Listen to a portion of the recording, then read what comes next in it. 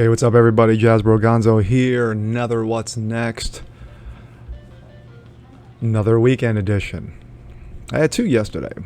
I'm thinking about doing another two today. Normally I would do three in one succession, but kind of got away from that.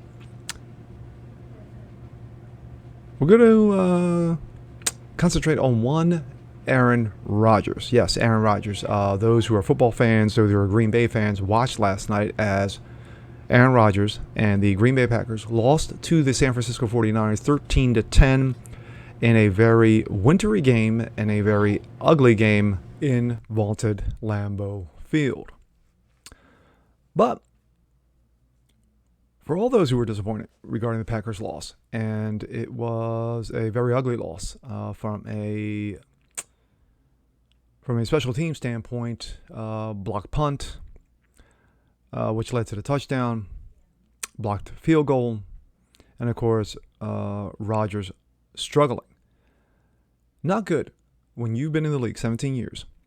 You've got one Super Bowl win. You've got, looks like another MVP season. I think he would be his third or his fourth. You're going into the Hall of Fame. Yeah, you're locked. There's no ifs, ands, or buts about that. But with everything that he's done on the football field, there is another side to Arron Rodgers. The title of this would be Arron Rodgers, Two Sides of the Same Coin. Now, for those on the political side, Arron Rodgers became a lightning rod, only because of the situations regarding the COOF, regarding COOF mandates, regarding mask mandates, regarding the vaccine mandates, vaccine efficacy, what have you. He questioned it all. He took therapeutics. He did not go the vax and still is unvaxxed. Yet, those in sports media, those in leftist media, those in even the halls of government have gone after Arron Rodgers, have made him a pariah, just as they went after Joe Rogan, who did therapeutics and came back after 3+ days. But we're going to concentrate on two stories. One from the political side and one from the sports side. Let's take a look. This comes out of Breitbart. Arron Rodgers blasts Joe Biden for calling COVID pandemic of the unvaxxed, mocks his public speaking. Green Bay Packers star Arron Rogers recently blasted Joe Biden for claiming that the U.S. is suffering from a, quote, pandemic of the unvaxxed. The future Hall of Famer also took a shot at the president's public speaking, which is not very hard to do. In September, Biden insisted during remarks delivered from the White House that this is a pandemic of the unvaxxed and is caused by the fact that despite Americans having an unprecedented and successful vaccination program, despite the fact that for almost 5 months, free vaccines have been available to 80,000 different locations, we still have nearly 80 million Americans who have failed to get the shot. Gee, I wonder why. Last month, Biden even personally addressed Arron Rodgers in Kentucky when he exclaimed, "Tell that quarterback he's got to get the vaccine." It appears that Rodgers is just as annoyed at Biden.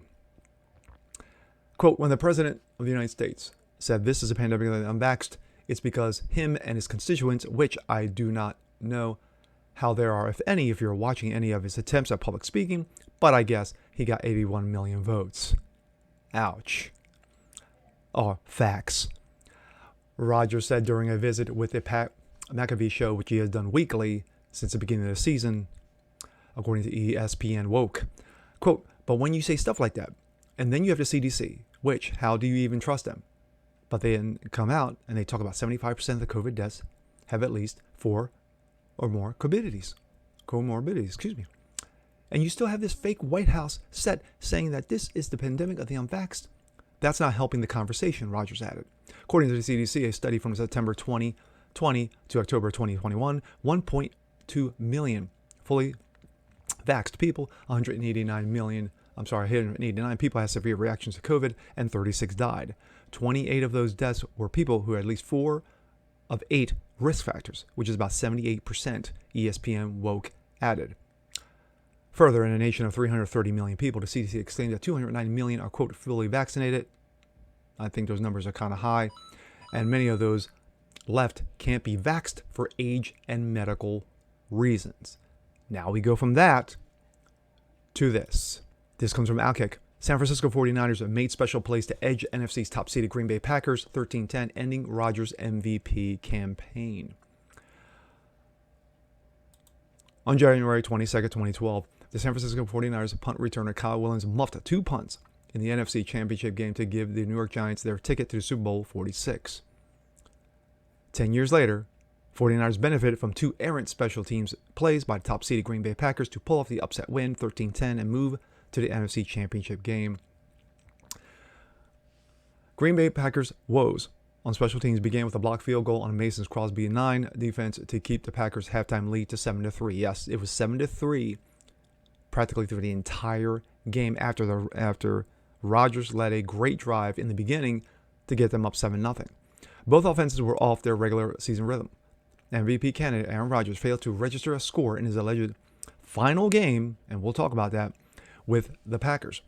Rodgers finished the game 20-29 for 225. Rodgers was lukewarm on the night, but still sparked chemistry with his lead wideout, Davante Adams. Adams caught 9 passes for 90 yards. Packers running back Aaron Jones was the ultimate performer on the Packers offense, carrying the ball 12 times for 41 yards and contributing through the air with 9 catches for 129. Yeah, he was great on the outside of the box, but inside the box, the defense stuffed him. Second-year running back A.J. Dillon recorded the Packers' first quarter touchdown. San Francisco first half revolved around their inability to advance the ball through the air. Niners receivers were a victim to Lambeau Field's brisk conditions, repeatedly dropping passes off their ice-cold mitts. Garoppolo, 49ers quarterback, took 4 sacks by the Green Bay defense and played through a recovering thumb injury in a resilient effort. He finished with 11 for 19, 131, 0 touchdowns, and 1 interception. Now I'm going to go to this. Arron Rodgers. I mean, a little numb for sure. Didn't think it was going to end like this. How he spoke at the end of the game and what his thoughts are as far as the future. 10 points, obviously not enough. The defense, man, played outstanding. Special teams obviously hurt us. Taking points off the board, giving them points. But offensively, scoring 10 points, never good enough. Felt good about the first drive, went down, right down, scored. Had a good drive going the second drive, forward turnover, and then just didn't put a whole lot together after that. Ryan Wood. Aaron, not to absolve the offense for the reasons you just said, but how much pressure does it put on either side of the ball, offense or defense, when the special teams continues to play like it has all season, including tonight? Yeah, we just would like to play even, make some plays, kind of have a wash in the special teams is that'd be good. But, critical situations, we had, obviously some issues, but offensively, you score 10 points, you're not going to win a lot of those games. Bill Huber. Hey, Aaron, when we talked to you last year at this time, you called your future a beautiful mystery and all that. Where did your future stand? I didn't think we'd be talking about this after this game, but that's what I'm saying. This is a stupid-ass question, but what do you expect? These are sports reporters. How do you feel? Have conversations with the folks around here, and then take some time away and make a decision.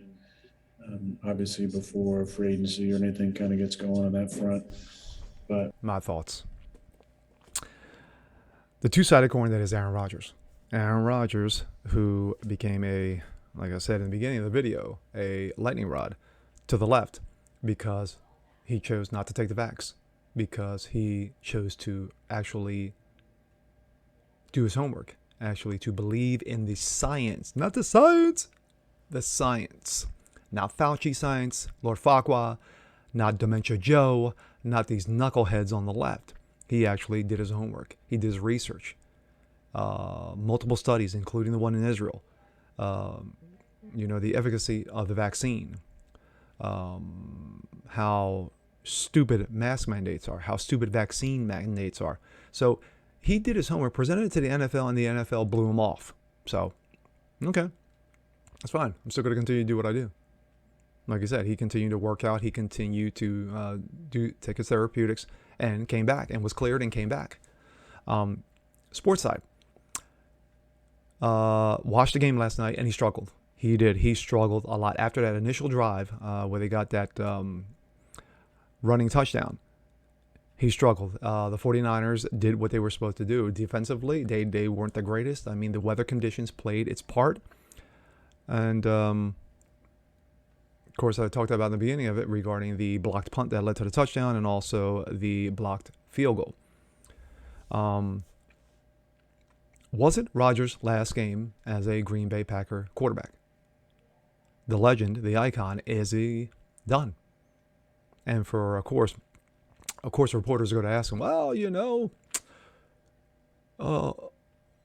what are your thoughts on the future? Dude, we're just like an hour plus after the game and you're asking me this stupid ass question? But what do you expect?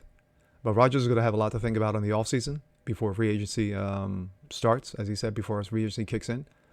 And you would like to see him end his career in Green Bay. But then again, we've seen legend quarterbacks move on. To me, the first person that pops in my head is Joe Montana when he left San Francisco and went to Kansas City. And but then again, we saw Brett Favre go from Green Bay to Minnesota, and he haunted Green Bay. I mean, he did. He roasted Green Bay when he came back. But I don't see that happening. And with that being said, I'm Jazz Bergonzo. This is What's Next. Want to see more shows like this? Please leave a comment below. Like it, share it, subscribe to it. And we'll catch you guys next time. Peace.